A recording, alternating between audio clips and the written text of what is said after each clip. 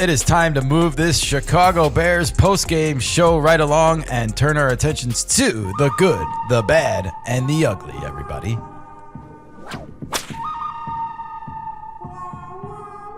All right, and I want to start with the good in this game, Nika, and just quite frankly say we won. That is the good that came out of this game, of course. I mean, it's the better and the best result that you could ask for, right? Oh, yeah, with a bad start. Really bad start, and we will talk about that, of course. If that's not foreshadowing, I don't know what is, folks. But I wanted to start with the good because not only did the Bears win, but there was some really fun statistics to come out of this game. The most important one is that Ben Johnson became the first head coach in Bears history to win a postseason game in their first season as head coach. That's ever. Nice. That's nice. Ever? Ever in the Chicago Bears history. The first time a first-year coach has won a playoff game. Wow. Impressive. Really interesting to know that of the oldest team in the league.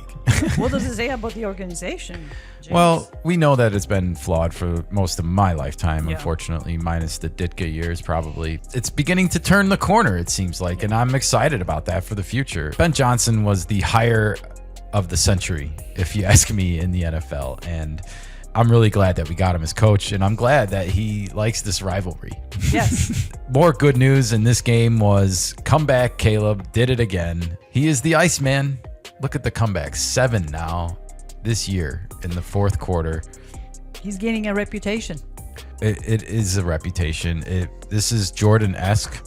It still has a high ceiling as we look ahead to the future. And I don't think Caleb Williams and Ben Johnson have peaked by any measure. Caleb Williams has not gotten the full Ben Johnson playbook yet. And I think Ben Johnson will also adapt some of his existing playbook to his quarterback skill set now that he has had a year to watch him. And I love the idea of them like finding each other in the middle somewhere and becoming something new, a hybrid of something we've never seen before. That excites me. You know what else excites me, Nika? Colston Loveland, everybody. Colston Loveland had what I'm going to call a breakout game in this one. He already had one, didn't he? He's had a few, definitely. If you didn't know Colston Loveland nationally before this game, I think you know him now. And you know, this especially was with that name. That's a great name, football game. It's a great name for sure, but I mean, it's also some great numbers here. Of course. 8 receptions, 137 yards, 17.1 yards per reception. The first tight end since 1988 with 100 or more reception yards in a playoff game. The reason why I'm really excited about this is because the Bears, we've been asking for them to use the tight end almost like exclusively, and I really wish they would start trying to find ways to get him involved in the first quarter, because I feel like a lot of this greatness would maybe start to happen earlier in games and instead of being necessary for these comebacks. But hopefully in time, this is what happens with the relationship and the future of the Bears, is that they build off of this connection that's been developing between Caleb and Colston, because you can't deny it now. He's been his most targeted receiver like the last month and a half as we are heading into the most important games of the year. So I'm really excited about this. I love tight end play. I think we got a great one here. If you remember, Colston Loveland was questioned at the time he was drafted, and Caleb was asked about that actually after this game. And he mentioned that a lot of people questioned whether or not the Bears made the right decision or not. And he said, we got a home run with him. Nothing makes me happier than that. The Bears did something special, Nika, as a team. The Bears are the 4th team to come back after trailing by 15 or more points in the fourth quarter in playoff history, everybody.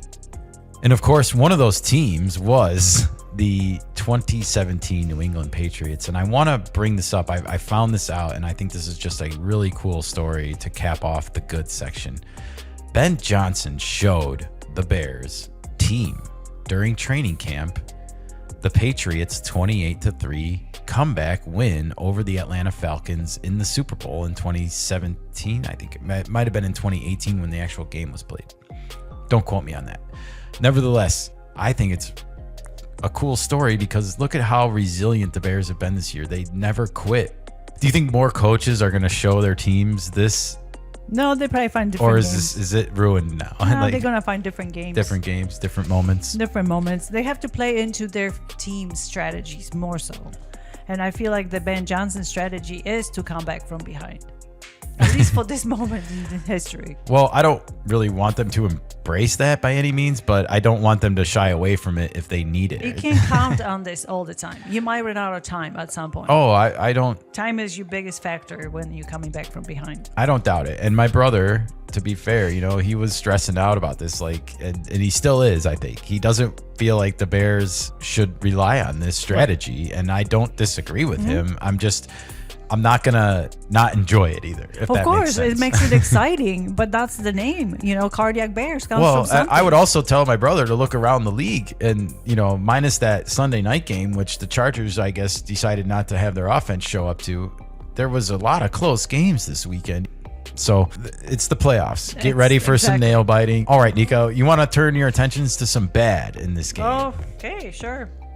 All right. Well, you kind of gave it away a little bit earlier, but the bad was simply the first half of this game. It was probably ugly, actually, but we got some other stuff that's in the ugly category for today. So this is it. This is the bad. The half of the game. The bad was the ugly first half, everybody, for the Bears. 21-3 was the score heading into the halftime locker room. You were done. I couldn't watch it. I was like, what happened to the Bears? It was just so sad to watch. I was like, well, we're not going to win this game. I know that they're the Cardiac Bears and everything, but I mean, how much can you expect? With that big of a deficit. And do you really expect history to repeat twice with the Packers blowing big leads? Yeah, history loves to repeat itself.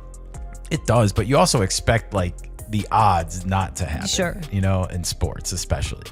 Sure. If one unbelievable moment already happened between these two teams this year, what are the odds another one is going to happen? And yet, I would argue there's a series of unbelievable moments in all of these games, and a little bit of karma also going around the ESPN Milwaukee studios this morning, I'm sure. Ben Brust with some strong words for Bears fans at halftime of this game. And this will teach you a lesson out there, folks. Not to tweet trash talk at halftime. Because he said all week from Bears fans, quote, Caleb Williams is better than Jordan Love. Crawl back in your holes, hashtag Packers. Don't tweet that out at halftime when you're up by 18. Again, they were coasting. They didn't want to challenge the Bears. They already thought they had the game in their back pocket. The win. They just we're just going to hold them off. And that's it. That was the mentality. And that's not a good mentality. No, it's not. Not in the playoffs. But he's not wrong either. It was bad for the Bears at halftime. Here's Caleb Williams' stat line at halftime, just to keep you up to date. 8 for 17, below 50%, 78 passing yards, no touchdowns and an interception, a quarterback rating of just 35.9. Yuck. Caleb was visibly upset on the sidelines after throwing that interception, and I think what happened is Luther Burden, unfortunately, ran the wrong hot route. So, that's unfortunately when you play football, you have to make instantaneous decisions based on what the defense is doing to you. And the wide receiver and quarterback need to be in lockstep on those decisions. And when they're not, you see some ugly looking interceptions like you saw Caleb Williams throw in that first one in the game the other night. Nevertheless, it was bad in the first half of this game. No one will deny that. But the Bears did come out and kick ass, both on offense and in defense in the second half of this game.